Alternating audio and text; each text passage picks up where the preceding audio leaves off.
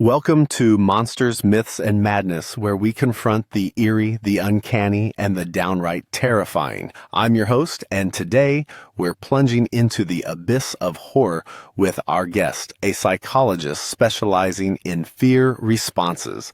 Together, we'll dissect what chills us, why we crave fear, and whether the dark has something to teach us. Let's begin. Guest introduction. Before we dive into the void, let's shine a light on our guest.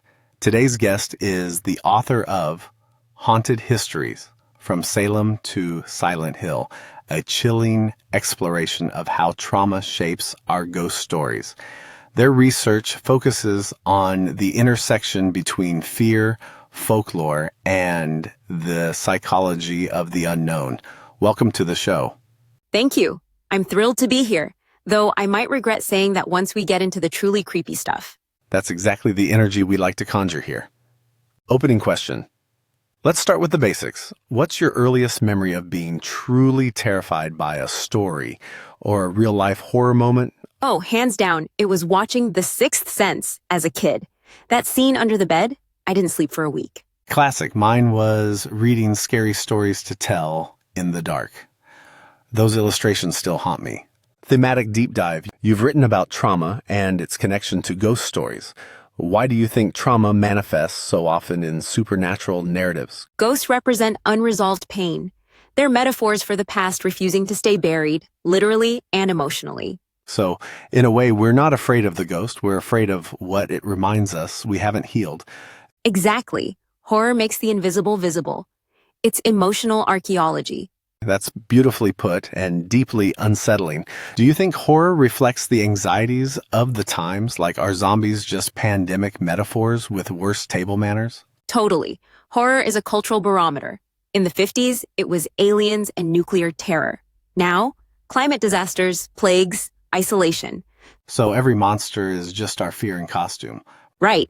And sometimes it's wearing our own face. What's a horror trope you think is painfully overused? The creepy child has been done to death. Can we give kids a break? Ha! True. Though I admit, a giggling toddler in an abandoned asylum still gets me. Maybe just once I'd like to see the adorable child save the day with zero demonic possession. Personal, provocative. If you could spend one night in any fictional horror setting, which would it be, and would you survive? I'd pick the Overlook Hotel from The Shining. I would not survive. I'd befriend the twins and never be seen again. Brave or wildly unwise. I'd last 20 minutes in the thing. I don't do paranoia well. Do you believe in the supernatural, or is it all just clever psychology? I believe our minds are supernatural. What we imagine can feel as real as anything outside of us. So we scare ourselves better than any monster could? Absolutely. We are our own best horror writers. Listener Q&A segment. Now it's your turn. We asked our listeners for their most chilling questions. First up, why do we root for villains like Freddy Krueger? Freddy has style. Horror icons become cathartic avatars. We cheer because they scare us on our terms. That twisted sense of control, huh? Next question. What's a safe horror movie for someone who scares easily? Coraline is a great starter. Creepy but whimsical. Or The Others. Smart and suspenseful without the gore. Love The Others. Haunting without a single jump scare. Final one. Is AI going to write the next great horror novel? AI might write technically perfect horror, but it won't capture our existential dread. Not yet. So we're safe for now. Closing hook and call to action. Before we escape the darkness, where can listeners find your work?